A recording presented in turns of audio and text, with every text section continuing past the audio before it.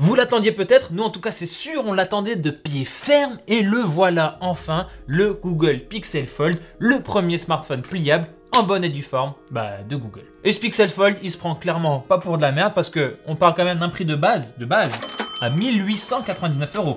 Mais bon, 1899 €, qu'est-ce qu'on a pour 1899 €? On est là pour en parler. Quand on regarde ce smartphone de dos, on voit tout de suite la patte de Google. Alors attention, la barre photo qu'on a par exemple sur le Pixel 7a qui a été annoncé en même temps, elle n'est pas tout à fait pareille. On voit qu'il y a des similitudes, mais c'est pas tout à fait la même chose parce que là, on a un bloc photo assez large, mais il prend pas toute la largeur du téléphone. Si vous voyez là dans les visuels, en fait, on voit que ça s'arrête un peu avant les bordures et c'est un peu plus arrondi. Donc on voit quand même, voilà, on veut être dans la gamme Pixel et en même temps on veut montrer qu'on est un peu différent que les Pixels classicaux là. Voilà. D'ailleurs, concernant la photo, il faut savoir qu'on a ici 3 capteurs avec un capteur principal de 48 mégapixels. Alors, sur le papier, c'est un peu moins bon que la gamme Pixel 7 et tout, parce qu'on est un petit peu en dessous en termes de définition. Mais bon, ça c'est du détail technique, on va dire. Derrière, il y a les algos de Google et les algos de Google, on sait ce que ça vaut, c'est du très bon. Donc, a priori, pas d'inquiétude. À côté de ce capteur 48 mégapixels, on a aussi un ultra grand angle et un téléobjectif, donc du très classique.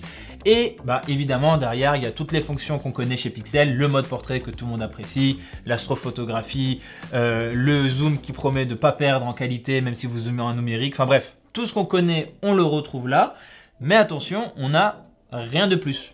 C'est déjà très bien ce qu'on a, mais pas de petites fonctionnalités supplémentaires. C'est sans doute aussi des questions techniques, de prix, etc. Enfin bref, j'imagine qu'il y a plein de raisons. Sinon, dans le cœur du smartphone, à l'intérieur, il y a une vraie guerre qui se passe en 2023, c'est la puce, la puissance du smartphone. Bon, là, le Pixel Fold, il a un Google Tensor G2, c'est le même que sur le Pixel 7a et c'est le même que sur le Pixel 7 et 7 Pro de 2022. Donc, c'est clairement une puce qui mise pas à fond sur la puissance, plutôt sur des fonctions photo et de la sécurité. Donc voilà, si vous voulez un smartphone super puissant, machin et tout, a priori, c'est pas tout à fait la sauce à laquelle on a droit. On rappelle au passage que le Pixel Fold de base, il coûte 1899 €, c'est 100 € de plus que le prix de base du Galaxy Z Fold 4. Donc à ce prix-là, est-ce qu'on accepte une puce qui n'est pas la plus puissante du marché? Je préfère vous laisser répondre dans les commentaires et d'ailleurs au passage, abonnez-vous. Bon, et maintenant concrètement, ce smartphone dans la main, ça va donner quoi? Bon, ce qu'on voit tout de suite, c'est que ça reprend la formule classique à la Samsung Fold, donc avec un écran externe, un écran à l'intérieur, l'écran extérieur étant plus petit que l'écran à l'intérieur. Par contre, au niveau des dimensions, l'inspiration elle vient clairement du côté de chez Oppo, du Oppo Find N2 d'ailleurs pour être un peu plus précis, si vous voyez de quel smartphone je parle. Et donc à ce propos, il faut savoir qu'on a un écran externe de 5,8 pouces seulement, donc c'est vraiment petit, et un écran interne de 7,6 pouces, à peu près au format carré, on va y revenir un petit peu plus tard dessus. Les deux écrans d'ailleurs sont en 120 Hz et en OLED, par contre il n'y a que l'écran externe qui est vraiment en verre, à l'intérieur c'est du plastique, qui a droit à une protection Gorilla Glass Victus. Et d'ailleurs pendant qu'on parle d'écran, vous l'avez peut-être vu, l'écran interne, il y a quand même de sacrées bordures, surtout au-dessus et en bas. C'est un petit peu dommage encore une fois pour 1899 €. Et en plus on l'a attendu longtemps ce smartphone, ça fait longtemps qu'on en parle. Petite déception on va dire de ce côté-là en termes de design, d'immersion. D'autant plus que chez la concurrence, Samsung ou Oppo, on voit qu'il y a des efforts qui sont faits de ce côté-là avec soit on cache la caméra sous l'écran, soit on met une bulle quelque part, enfin quelque chose de plus discret, plus élégant. Et pour finir sur le design, il y a quand même deux points encore importants à souligner. Le Pixel Fold, il est certifié IPX8, c'est-à-dire qu'il est étanche jusque dans une certaine mesure évidemment. Et aussi, Google promet une épaisseur de seulement 6 mm quand le smartphone il est déplié. Et quand il est replié, c'est 12 mm d'épaisseur, mais surtout pas d'espace au milieu. Donc là, c'est un petit tacle contre Samsung. L'écran interne qui est carré, Google a essayé de jouer avec ça, de faire des choses intéressantes et pertinentes pour l'utilisateur, avec notamment du multitâche qui vraiment dans les démos avait l'air bien pensé.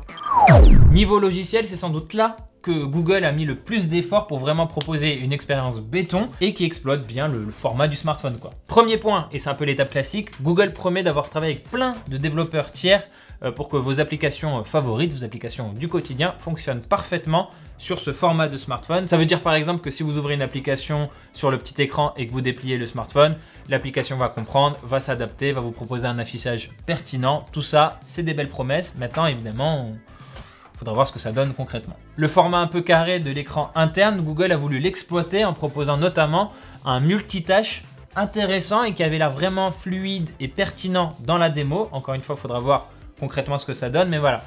On utilise du coup les deux moitiés de l'écran pour afficher deux applications en même temps. En plus de ça, on a une barre des tâches qui avait l'air assez intuitive à utiliser, qui permet vraiment de switcher, d'intervertir, de tout régler un petit peu à notre convenance. Ça donne envie pour la productivité et tout. Encore une fois, c'est quand même des choses qu'on a aussi chez Samsung, pas sur le même format et pour un prix, je le rappelle, quand même 100 € de moins. Bon, vous l'avez compris, le prix, je trouve toujours ça un petit peu salé.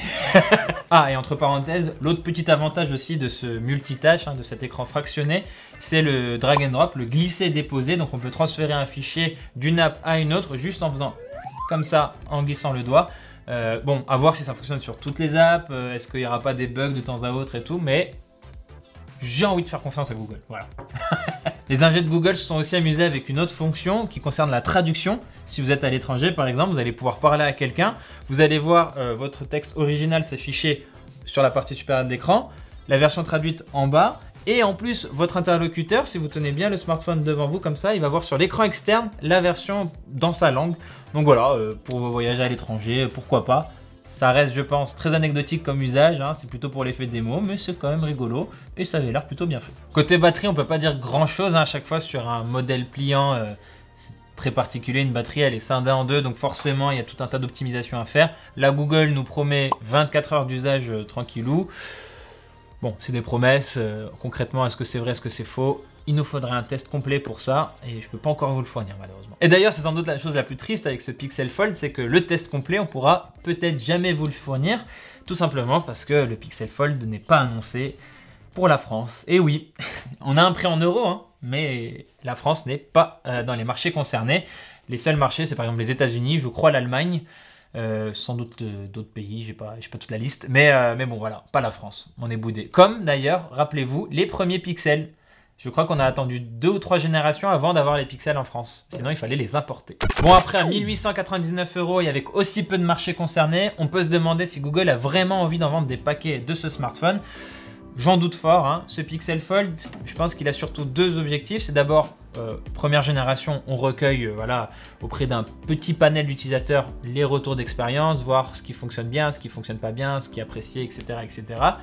Tout en se positionnant sur le marché en mode on est nous aussi une marque qui fait des smartphones pliables comme Samsung, comme Oppo, comme Xiaomi, comme Honor, etc. Google, nous aussi on doit être pris au sérieux sur ce marché là. Ça envoie une image, ça envoie un petit message quoi et tout. Dans l'attente d'une seconde génération, d'une deuxième génération où le design sera peut-être plus raffiné, le prix sera peut-être plus concurrentiel, plus de marchés concernés, plus de production, donc plus d'exemplaires à vendre. Voilà, c'est des théories. Mais je pense qu'il y a un peu de vrai dans ce que je viens de dire. Voilà, c'est tout pour cette vidéo. Merci de l'avoir regardé jusqu'au bout. N'hésitez pas à vous abonner à notre chaîne YouTube, Frandroid. On a aussi une chaîne Twitch, Frandroid Live, si je dis pas de bêtises, Arnaud acquiesce derrière. Instagram, TikTok, on a passé les 100 000, donc merci beaucoup pour tous les abonnés. Et il y a tous les réseaux sociaux classiques, je vais pas tous les citer. Quant à moi, je vous dis à très très vite dans une prochaine vidéo. Et évidemment, sur Frandroid.